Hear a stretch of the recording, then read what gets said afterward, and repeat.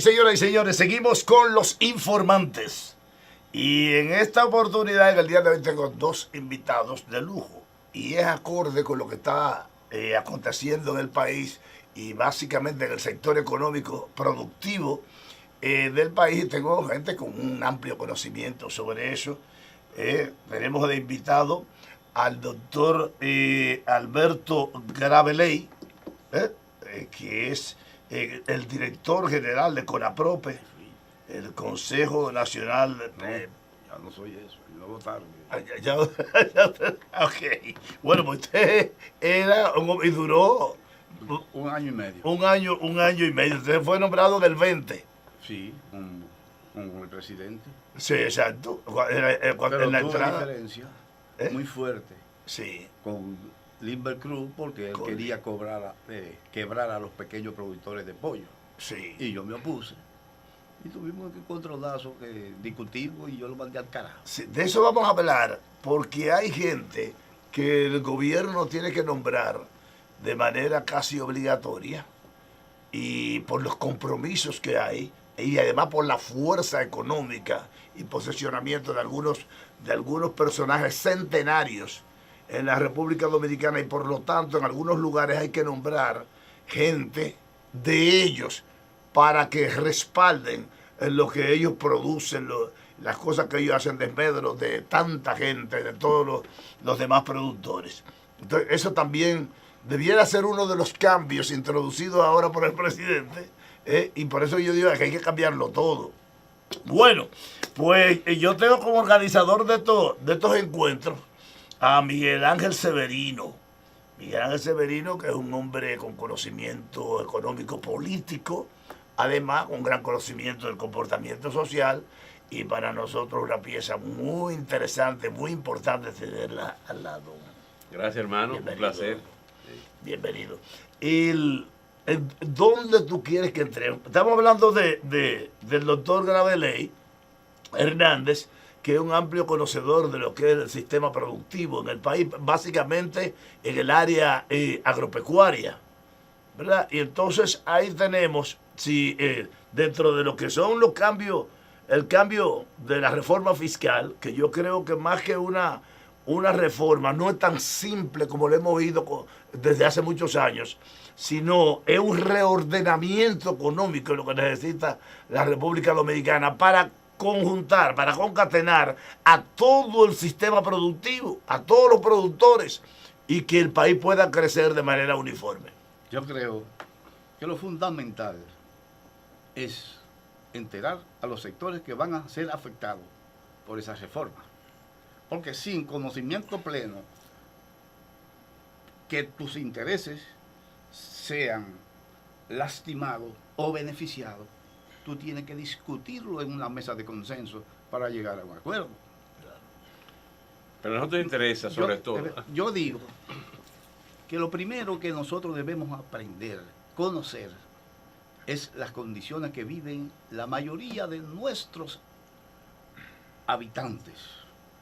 ¿Cuál es su posición en la producción? ¿Y cuáles son los beneficios que reciben de nuestra sociedad?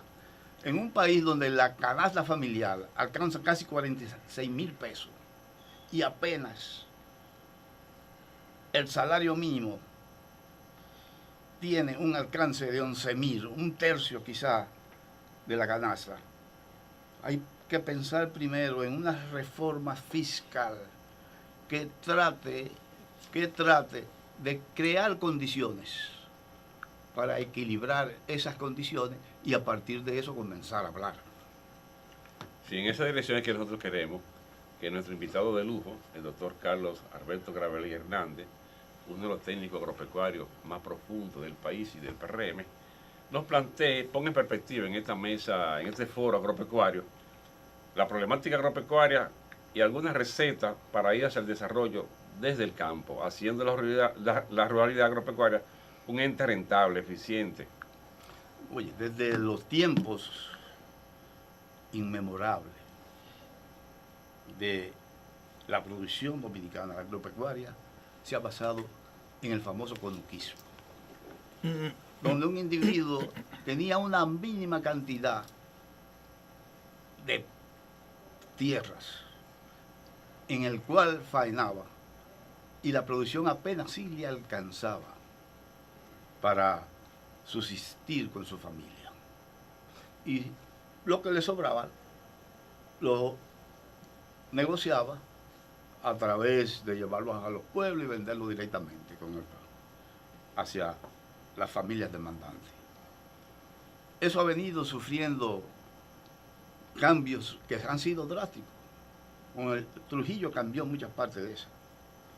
Porque el Trujillo aquí, a pesar de todo lo malo que podemos decir de él, hay cosas buenas que él instituyó.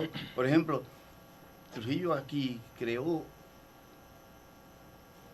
una empresa productora de productos nativos. Por ejemplo, el Consejo Estatal del Azúcar, que tenía 11 ingenios, y que tenía una influencia económica alrededor de casi 200 batalles, donde los habitantes de los batalles vivían de eso. Y llegamos a producir 700.000 toneladas métricas de azúcar, que era lo que verdaderamente, conjuntamente con el cacao, el tabaco, producían las divisas que nosotros se utilizaban en el país, que sustentaban la economía. Eso hay que tomar un punto aparte para debatir el problema del SEA, que creo que fue una desgracia. Exacto, pero hay un puntico científico que es el introducido después de la muerte de Trujillo y después del reordenamiento político y que el sistema ha querido, ¿verdad? El exterminio de los jóvenes pensantes, entonces se introdujo y pusieron a trabajar los mismos que mataron a Trujillo, algunos de ellos, ¿verdad? De raíces extranjeras que contribuyeron a eso, que fueron los que siempre mantuvieron el poder económico por debajo, le doblaron el pulso a Trujillo. Incluso, entonces, esos algoritmos siempre han venido trabajando, ¿verdad? Como supuestos dominicanos, sin embargo, son representando una especie de espías de otras economías extranjeras, ¿verdad? Para succionar la riqueza dominicana. ¿Qué quiere decir con eso? Que ellos han hecho contratos, hecho acuerdos para beneficiar economías extranjeras, y entonces han acabado con nuestra producción y después con un engaño, con una mentira y una acción de verdad despiadada, insensible, porque no les importa la destrucción y el sufrimiento a que están sometiendo a un pueblo, convierten esto en una economía de servicio. Entonces, una economía de esclavos, un país rico convertido en esclavos, en contubernio con algunos presidentes de república, que no son más, yo no me atrevería a calificarlo, porque de verdad que es muy bajo a traicionar a su familia, a su pueblo y a su gente. Entonces, ¿qué pasa? Todos esos acuerdos comerciales, todos esos intercambios, van todo en desmedro, todos van en contra de la producción y la vida, ¿verdad? La felicidad del pueblo dominicano.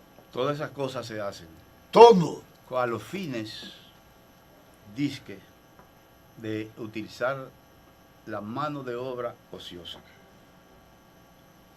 Traen ciertos beneficios. Porque recuerda la Yunay, la bananera que estaba en Manzanillo, que tuvo que emigrar hacia Panamá y Centroamérica, y allá se encargaron de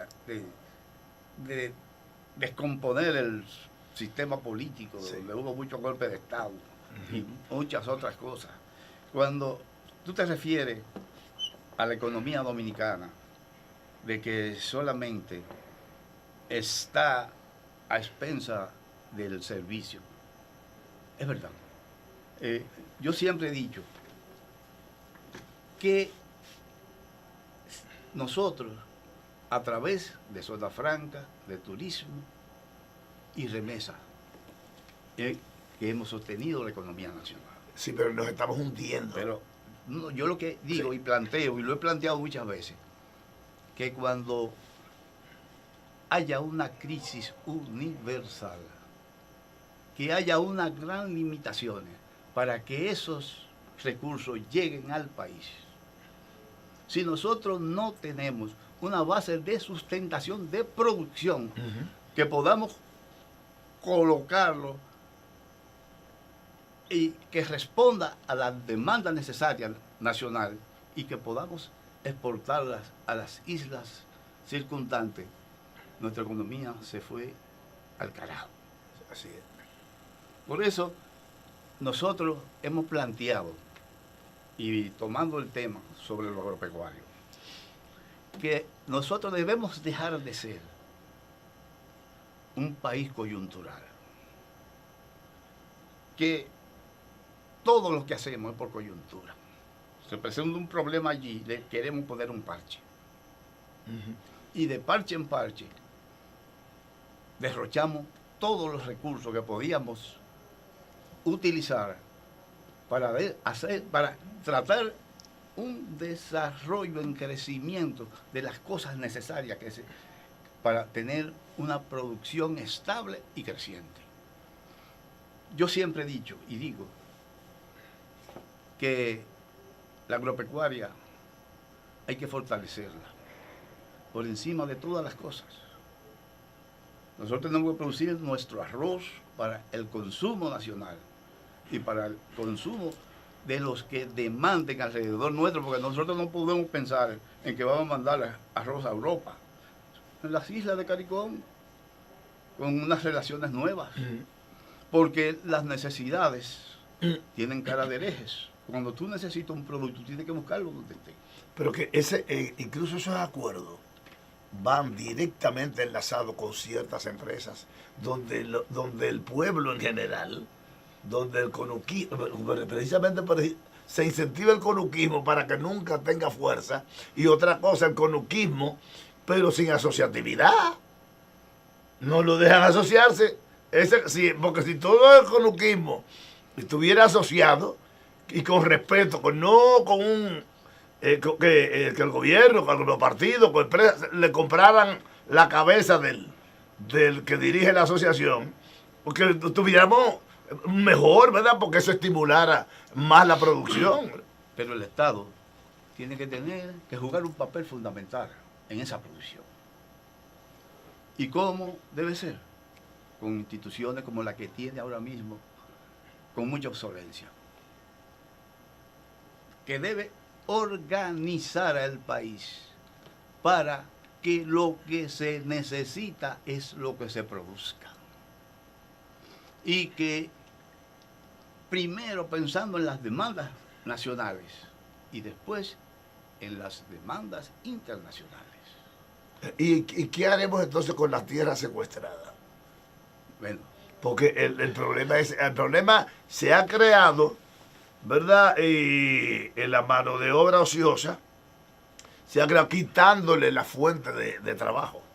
O sea, quitándole los recursos donde pudiera desarrollar sus ideas. Entonces, lo que le dejan es el dominó y le dejan el motoconchismo. Entonces, es por ahí que debemos trabajar. Entonces, no solamente dar títulos de propiedad a los que ya tienen, sino hacer una reforma agraria.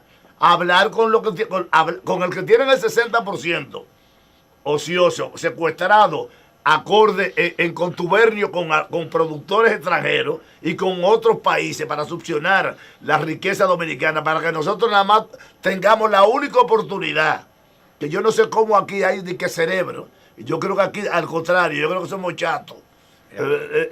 ¿Por qué? Porque cómo no saber que esas tierras ociosas que están ahí, y que están ahí, que usted la está viendo ahí, como gobierno y como dominicano brillante. ¿Y cómo usted no se da cuenta que esa tierra es una conspiración en contra de los productores? Porque esa tierra está cercada sin que nadie la siembre y sin que nadie haga nada. Mira, la historia de la tenencia de tierra en este país viene desde... Hay tres tipos de tenencia. La titulada, la, la del Estado y la comunal. La titulada es aquello que los dueños tienen su título emitido por el Estado. Las comunales son aquellas que aparecen sin título alguno y que el ocupante puede... La posesión Sí, tienes la le posesión. da derecho. Y la del Estado son aquellas que el Estado conserva sus títulos. Recordemos que cuando Trujillo era el mayor propietario de tierra en el país, porque además de sus fincas de propiedades particulares, tenía el Consejo Estatal del Azúcar. Pero todas estaban produciendo. Sí, lo que yo digo es, lo que yo quiero reafirmar, es que esas tierras, si tú le haces un análisis crítico y objetivo, la mayoría de ellas están en manos privadas sin que puedan justificar su origen de propiedad. En ese ambiente, en ese contexto, doctor Rabelais, yo quería plantearle algunas matrices, datos, para que usted pueda ir picharnos y plantear un plan a seguir. La reforma agraria al 31 de diciembre de 2020 se encontraba que había formalizado 586 asentamientos y repartiendo a 123.000 parceleros cerca de 11 millones, casi 12 millones de hectáreas de tierra. De manera informal se plantea que hay cerca de 18 millones de hectáreas de tierra que la ha manejado la reforma agraria y que hay 150.000 parceleros más o menos irregulares o no. Ahora mismo, el 90% de esa tierra se dice, y lo hemos palpado en análisis y estudio, y en estadística y en encuestas, que está en manos de terceros y baldías. Pero hay cerca de 330.000 productores agropecuarios privados con una parte de esa tierra que no está titulada. Tenemos en el Banco Agrícola que en el 2023 tuvo una carta de crédito de cerca de 33.000 millones de pesos, donde fue financiado prácticamente el arroz, el tabaco y el cacao. ¿Qué usted plantea con esa problemática de cara a colaborar, a contribuir, a incorporar que más familias del campo se conviertan en agentes productivos con un plan de desarrollo, con mercado seguro y con tecnología? Bueno, cuando me habla de reforma agraria, yo creo que se le debe decir, la titulación debe de reforma agria. ¿Cómo? Reforma agria. Porque no es verdad que la reforma trajo un gran beneficio para este país. Convirtió a la mayoría de los beneficiados en minifundistas. Y esos minifundistas no tenían capacidad para poder producir esa tierra que se le había dado y que ellos creían que era un regalo. Pero y porque no hubo respaldo del banco, del instituto agrario, no hubo, porque de acuerdo que Balaguer incluso compró algunos equipos agrícolas y comenzó a hacer caminos vecinales, incluso creó estaciones del IAD en diferentes lugares, y ellos le daban a solicitud de los parceleros, le daban el servicio de agrietamiento de la tierra, de preparación de tierra. Se hizo un trabajo grande ahí. No, para la mayoría de los dominicanos, la reforma agraria era un proyecto revolucionario, porque repartía la tierra que estaba en manos ociosa o de latifundista para repartir entre los pequeños productores. En principio comenzó entregándole una cantidad de tierra que el productor beneficiado podía manejarla porque también había el auxilio del Banco Agrícola que iba en auxilio de ellos. Pero todo eso se festinó. Y agricultura le daba las semillas también. Pero la cepa de todo plátano. eso se festinó. ¿Eso está funcionando ahora mismo? ¿Dónde? Pero venga, El experto. Oye, nada más tú tienes que ver que el Banco Agrícola, con sus funciones específicas de financiar a los pequeños productores, ha pasado la vida financiando cosas que no tienen retorno. ¿O no es así? No tiene mercado. Que no tienen retorno. retorno. Las inversiones que se hacen, Sí, la sí. mayoría en el campo no tienen retorno. Para nosotros hablar, oye, si vamos a hablar verdaderamente de un desarrollo, Sí. una expectativa del desarrollo agropecuario, tenemos que comenzar de cero. ¿Qué decimos de cero? Primero hacer un inventario de lo que tenemos. Que se va a hacer ahora. Yo oí que se iba a hacer una auditoría. Una encuesta. No.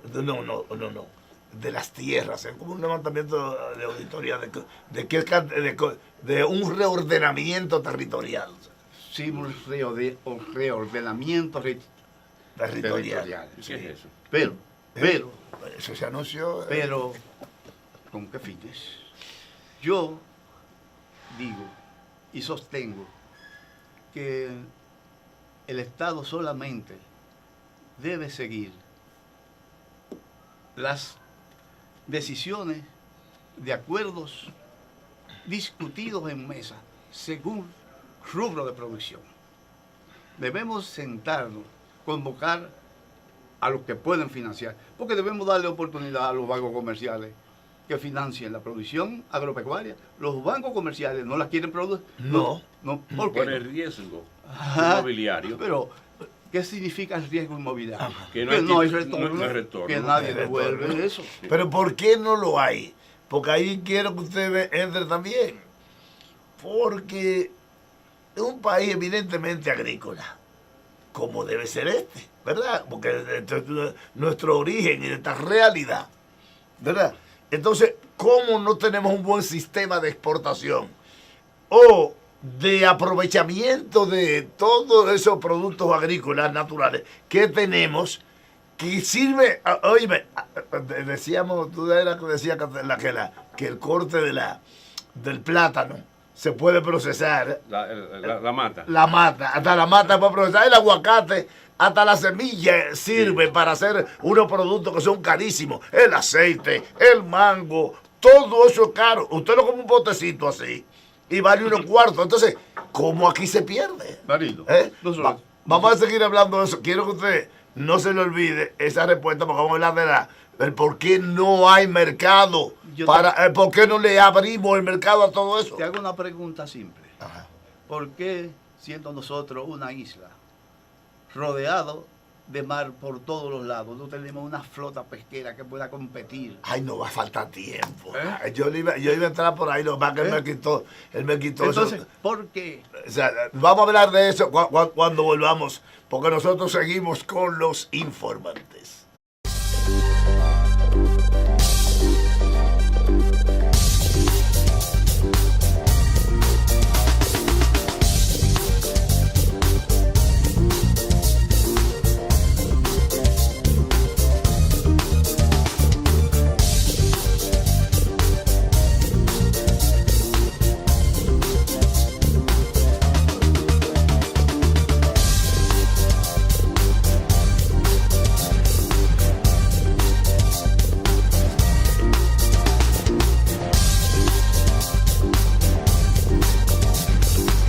Los informantes de Marino Guzmán.